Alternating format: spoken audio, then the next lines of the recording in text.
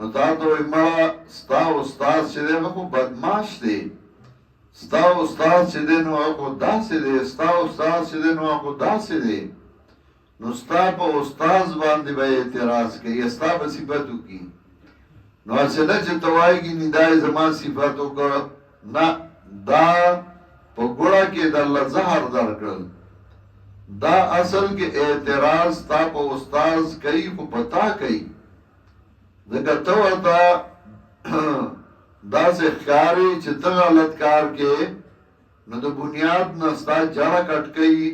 نو چې ستا استاد باندې اعتراض وکړي، نو هسې نه چې ته او زه خو سړی م بس هغه دغسې کوي. نو نه، ته به جواب کې. ستا هم دغه 5 جوابونه دي.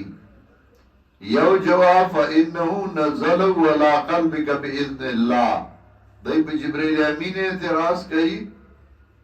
جبرائیل امین قرآن ستا زړه ته کوز کړی دی، تا په زړه باندې راغلی دی په حکم د الله. ته به وایې زما استاد د هغه په شان سړی خو ته پیدا کولی نه شي. هغه ما ته داسې قرآن ښیلی دی چې زما زړه ته کوز شوی دی. دویم جواب مصدقا لما بین یدیه، تصدیق کوونکی د هغه چې مخکې دی نه دي. ته به ورته وایې زما استاد چې ما ته قرآن وی نو خو ټولو د پخوانو علماو حوالې ورکولې، هغو د پخوانو علماو تصدیق کو، هغو د اکابرو تابعدارو. تاسو نوم د اکابرو علی او هغه د اکابرو د کتابونو حوالې ورکولې. دریم وهدن، دا خو هدایت د جبرائیل امین هدایت د په دنیا کې هدایت ته راوړی دی. نو ته به وایې زما استاد زما ته هدایت ښودلی دی، زه د هغې نه مخکې د هېڅ نه وم خبر.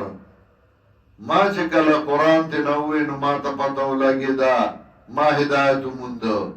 څلورم وبشرا للمؤمنین، زیری د پاره د مؤمنانو. ته به ورته وایې چې زما استاد ته وایي چې هغه سختي کوي او هغه سخت دی او هغه داسې هغه داسې، زما استاد خو موږ له زیري راکړي دي چې کله هغه قرآن وي او بشارات به وي نو سړي به وي چې اوس ورته په ژوندوني لاړې دی جنت ته.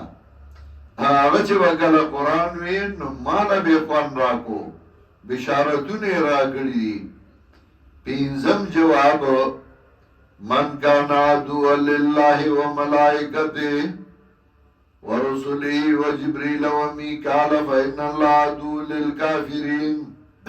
تب ورته وایې ته جبرائیل امین دشمنی کې، نو د جبرائیل امین د ملائکو دشمنی چې څوک کوي هغه کافر دی او الله دشمن دی د کافرانو.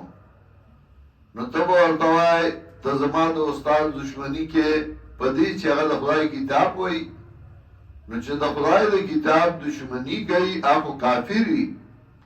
ته کافر چې د قرآن دشمنی کې، زما استاد نه دی. ته بدماشي چې د قرآن مقابله کې راځي، ته داسې چې د قرآن مقابله کې راځي. دا ستا جوابونه دي. څنګه چې هغه وخت کې اعتراض کو، دغسې اعتراض به په تا هم کوي او دغه بې جوابي.